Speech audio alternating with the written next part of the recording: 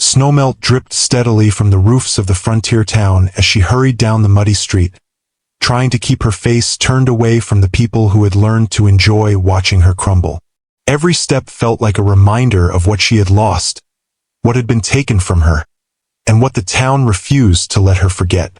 Her shawl was pulled low, nearly covering the faint scars along her jawline. Thin, pale lines that trailed down her neck like echoes of someone else's cruelty. But here, scars weren't seen as battles survived. Here, they were entertainment. She kept her eyes on the ground as the laughter started. Quiet at first, then louder, growing bolder as she passed. "There she goes," someone murmured behind her. "The broken one," another voice chimed in. Heard she wasn't much to look at before either. The words dug under her skin the same way they always did, turning fragile confidence into ash. She inhaled sharply, pretending she couldn't hear them, pretending her hands weren't trembling as she clutched the small basket of supplies she had saved every coin to buy. She was almost past them when a rock, not big, but sharp enough, skidded against her boot. "Careful," one of the men drawled. "Wouldn't want you cracking what's left of your face." Laughter followed.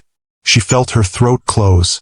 These people didn't know her story, didn't care how she got the scars. They only cared that she had them. The worst part wasn't the cruelty, it was the familiarity of it. The routine. The knowledge that tomorrow would be the same, and the day after that, unless she could save enough money to finally leave this place. But money came slow and shame came fast. She turned the corner too quickly, her breath hitching as her boot slipped on the thawing mud. She caught herself on a fence post, wincing as the wood scraped her palm. Someone laughed again behind her, but this time she didn't turn. She couldn't. And then, silence. A sudden hush that washed over the street. When she finally lifted her eyes, she saw him, towering, broad-shouldered, a man carved from mountain stone itself, standing a few paces ahead. He wasn't looking at her scars. He wasn't looking at the men jeering behind her. He wasn't even looking at the mud she had nearly fallen into. He was looking directly into her eyes. Steady, calm, unshaken. And in a voice low enough only she could hear, he said, "They aren't flaws. They're proof you survived." For a long moment she couldn't breathe. Her mind scrambled for a reply, but the words he'd spoken, soft, steady, unhurried, lodged themselves somewhere deep in her chest, somewhere fragile. No one had ever said anything like that to her. Usually, people pretended not to notice the scars, or they stared too long, or they looked away too quickly. But this man, this stranger with snow in his beard and mountains in his posture, had spoken as if her scars were something worth honoring rather than hiding. She blinked, still gripping the fence post for balance. "You don't know anything about me?" she whispered, not out of defiance but because disbelief trembled beneath every syllable.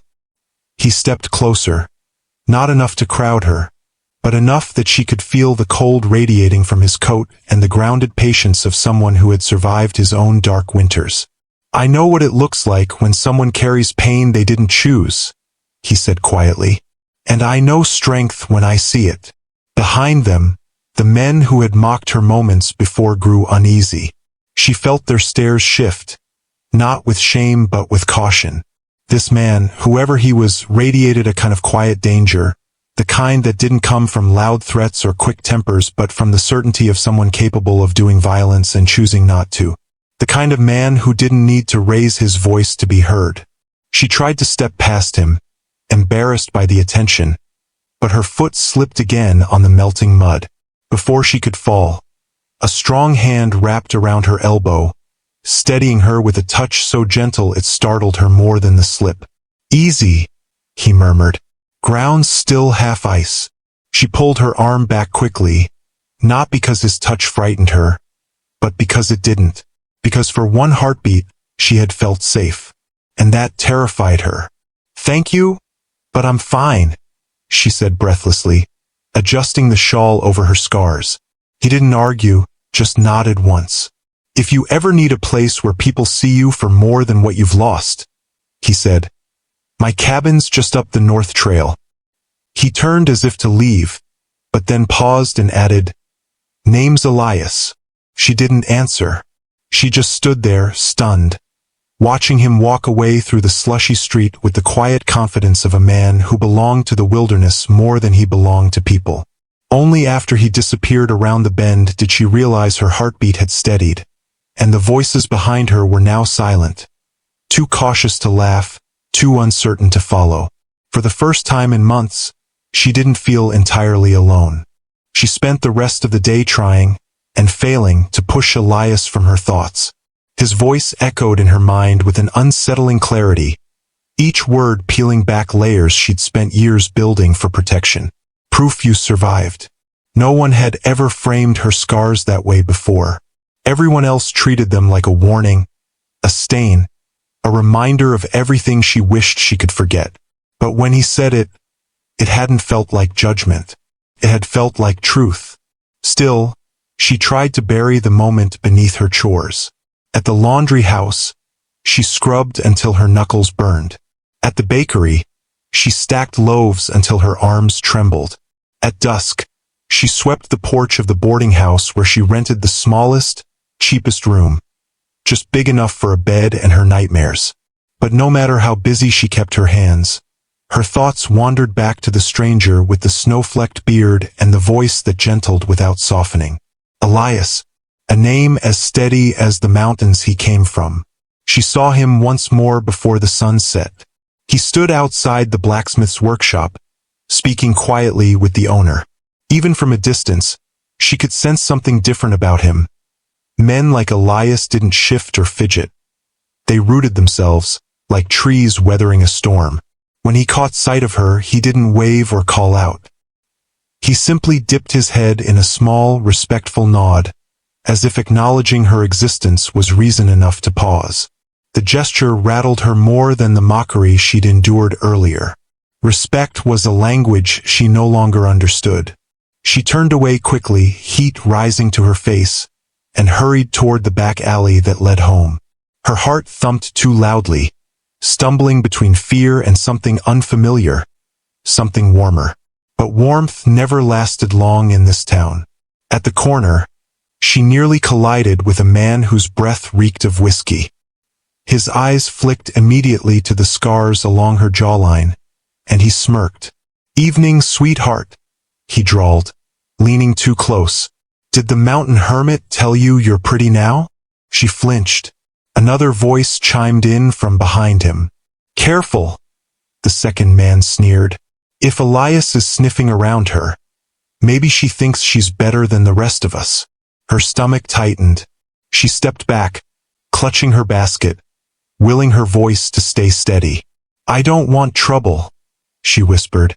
But trouble in this town was a language men like these spoke fluently.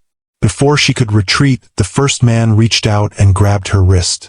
"We're just asking questions," he snarled, squeezing hard enough to make her eyes sting. "What's he want with you?" Fear crawled up her spine. Familiar, choking, cold. And for one terrifying heartbeat, she wished Elias were here. Not because she wanted rescuing, but because he made her believe, for the smallest moment, that she didn't deserve to be treated like this. Her pulse thrashed in her ears as she tried to pull her wrist free, but the man's grip only tightened. She didn't scream. Screaming never helped in this town. It only drew more eyes, more judgments, more whispered cruelty. Her breath hitched, panic clawing its way up her throat as she braced for whatever came next. But then a shadow moved at the mouth of the alley. Tall one, broad, deliberate. Elias didn't storm in or shout. He simply stepped into view, boots crunching against the half-frozen dirt, his expression as calm as still water, but his eyes held a coldness that silenced every mocking voice in the alley. The two men stiffened, fear flickering across their faces like wind-blown candlelight. The one gripping her wrist straightened, trying to mask the tremor in his hand. "We were just talking," he said quickly. Elias's gaze drifted to where the man's fingers dug into her skin. "Let her go." Not loud, Not forceful. Just absolute. The man released her instantly, stumbling back as if burned. She cradled her wrist to her chest, the skin tender and throbbing. Elias stepped closer. Not to touch her, not to crowd her, but to place himself between her and the danger without a second thought. "You don't get to talk to her," Elias said, his voice low, steady. "Not anymore." The second man scoffed, trying to regain his swagger. "She's nothing but." Elias turned his head slightly, and whatever he saw in the man's expression made the rest of the sentence die in his throat. Fear spread through them like wildfire. Without another word, both men backed away, their bravado evaporating under Elias's quiet intensity. They turned and hurried down the street until their footsteps faded completely. Only then did Elias look at her. "You hurt?" he asked. She shook her head, though the sting in her wrist betrayed her. He noticed anyway. His gaze softened just enough to warm the cold knot inside her. "Come," he said gently. "You shouldn't walk home alone tonight." She hesitated. Trust didn't come easily, hadn't come at all in years. But standing there in the dim alley, with the echo of cruel hands still fresh on her skin and the warmth of Elias's steady presence grounding her, she didn't feel afraid of him. So she nodded. They walked side by side through the fading light, silence stretching comfortably between them. He didn't pry, didn't ask what happened, didn't demand she explain herself. When they reached the corner near her boarding house, she finally whispered, "Why do you keep helping me?" Elias looked at her with a mixture of gentleness and unyielding truth. "Because you've spent too long believing you deserved what happened to you," he said. "And you don't." The words hit her harder than any blow ever had, because for the first time, she wondered if he might be right. She climbed the narrow steps to her room that evening with Elias's words echoing through her mind like a soft, steady heartbeat. "You don't deserve what happened to you." No one had ever said that before. Not the doctor who stitched her wounds, not the sheriff who shrugged off her fear, not the neighbors who avoided her eyes as if her scars were contagious. In this town, people didn't question cruelty. They simply stepped around it. But Elias, he walked straight into it without hesitation and pulled her out as if it were the most natural thing in the world. She sat on the edge of her thin mattress, holding her bruised wrist against her chest. The room felt too small, too quiet after the calm strength of Elias's presence. She tried to sleep, but every time she closed her eyes, she saw the hands grabbing her, heard the mocking laughter. Yet woven through those memories was Elias's voice, grounding her in a way she didn't understand. It wasn't admiration. It wasn't pity. It was something else, something steadier. By morning, the town felt colder than usual. People stared at her more openly, some curious, some annoyed, some whispering behind their hands. She didn't know what rumors had spread overnight, but she knew this town thrived on them. As she left the boarding house, she pulled her shawl tighter and moved quickly, trying to avoid attention. But attention found her anyway. Outside the mercantile, 3 women stood in a cluster, their voices sharp in the crisp air. "Heard Elias stepped in for her," one said, lips curling. "He always had a soft heart for strays." "Soft head, more like," another replied. "She'll just bring trouble. People like her always do." The third woman dropped her voice to a venomous whisper. "Scars like that don't come from innocence." The words hit her like a slap. She turned away quickly, forcing herself not to run. Running only fed their stories. Still, shame burned her throat.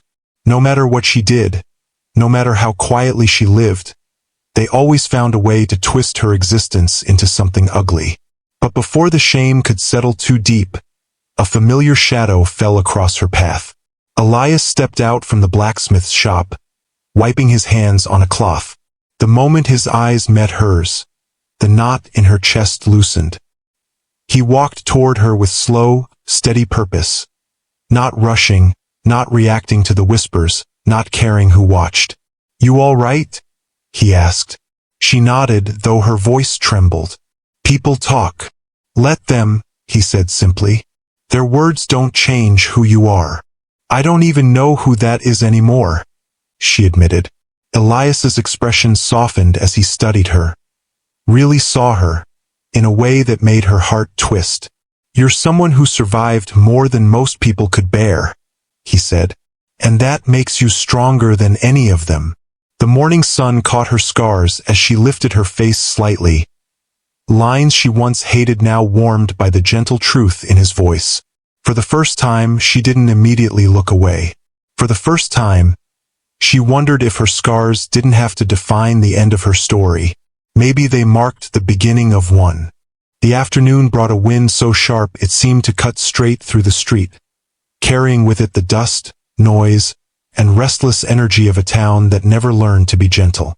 She tried to help Dorothy in the saloon as usual, clearing tables, wiping glasses, pretending she didn't feel every stare like a physical touch. But Dorothy watched her with narrowed eyes, noticing every flinch, every tremble beneath her composure. Sit for a minute, Dorothy finally said, pushing a cup of warm tea toward her. You look like a storm's been riding your shoulders since sunrise. She tried to smile. I'm fine, Dorothy snorted. You're breathing, not fine. There's a difference.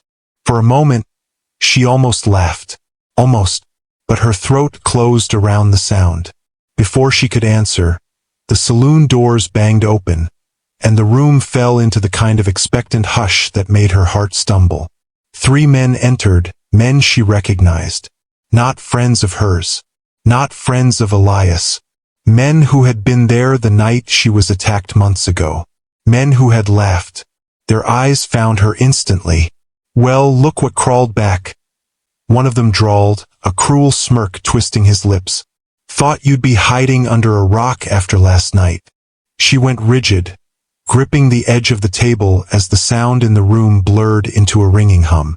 Dorothy stepped in front of her, short but fierce as a firebrand. But the men only spread out, circling like wolves scenting weakness. What's the matter? Another jeered. Your mountain hero not here to save you today? She opened her mouth, but no words came. She hated that.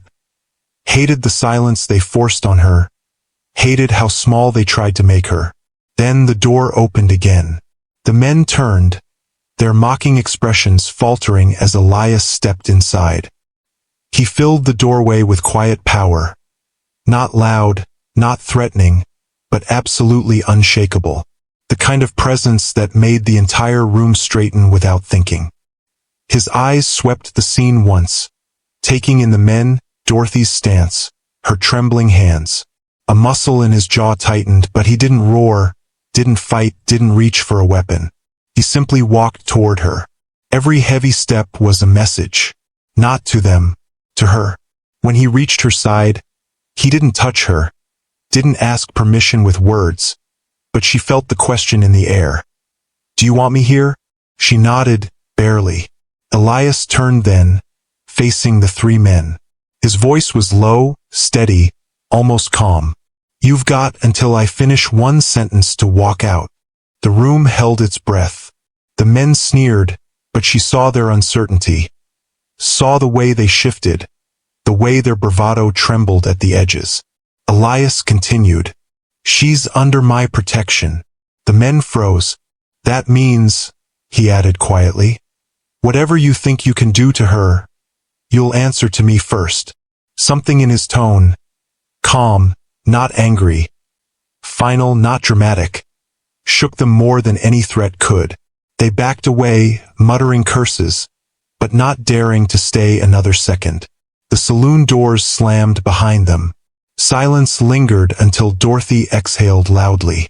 Well, she said, about time someone in this town remembered how to be a man. But she didn't hear Dorothy.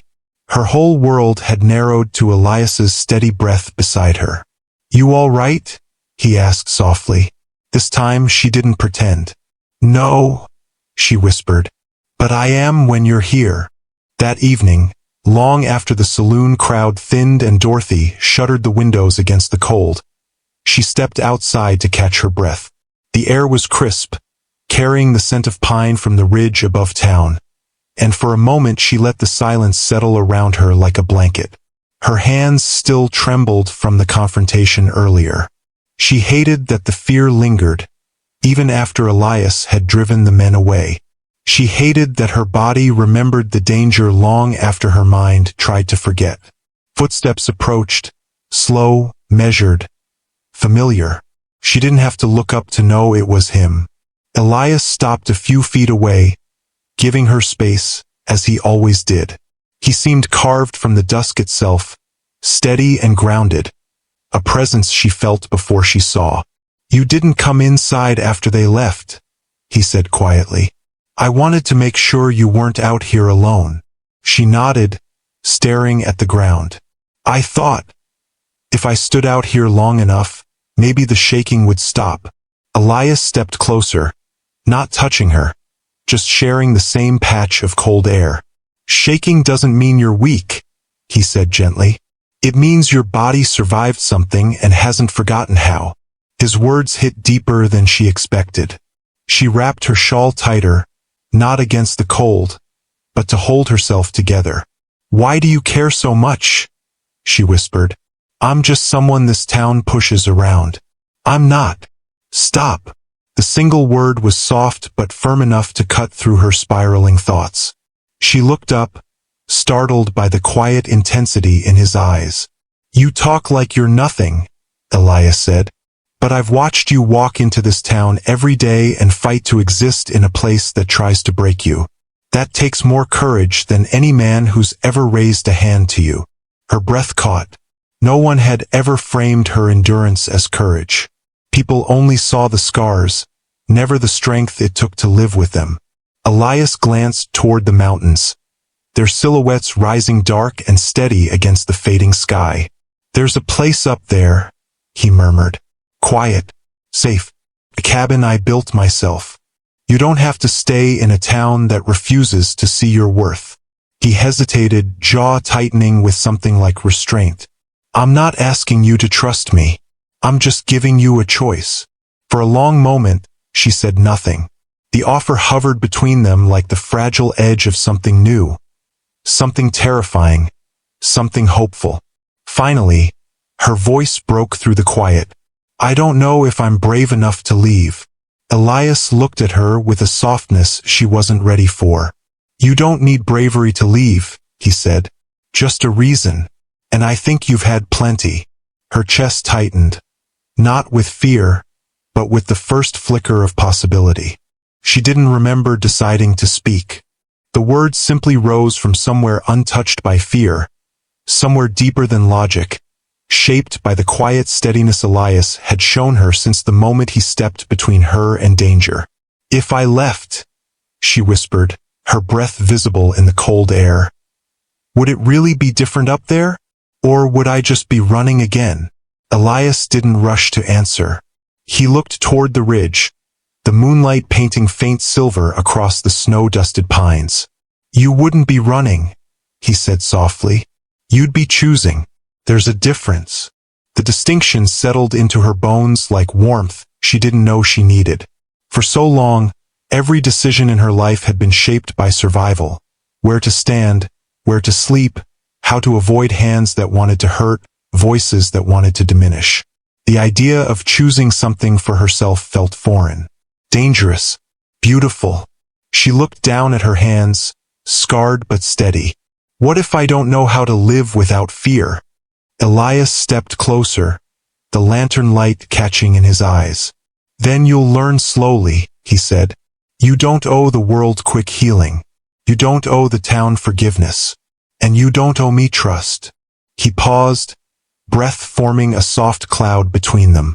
"All you owe yourself is a chance." A tremor ran through her, not of fear, but of release. She had been holding herself together for so long that letting go even slightly felt like stepping into sunlight after years in shadow. "What would it look like?" she asked. "Leaving." Elias glanced back toward the trail. "We'd go at first light," he said. "I'd walk beside you the whole way. No rush, no pressure. Just you and the mountains. And when we reached the cabin, His voice softened. You'd have a place where no one mocks you. No one stares. No one takes from you. A place where scars aren't something to hide. Her throat tightened. The town behind her buzzed with noise and cruelty, with people who would rather tear her apart than understand her. But ahead, on a trail she hadn't dared imagine, was a life shaped not by fear but by choice, by safety, by someone who saw more than what she had survived. A long breath escaped her, trembling at the edges. I think I want that, she murmured. I think I want to try. Elias's shoulders eased, tension slipping from him like a weight dropped into the snow. He didn't smile big. He wasn't that kind of man. But the small, quiet relief in his expression was enough to soften the night around them. Then at first light, he said, we leave the town behind. For the first time in years, she felt the future shift. No longer a threat, but an open door. And beside her stood the one person who hadn't demanded she walk through it alone. Tomorrow she would choose a new life. Tonight, for the first time, she allowed herself to believe she deserved one.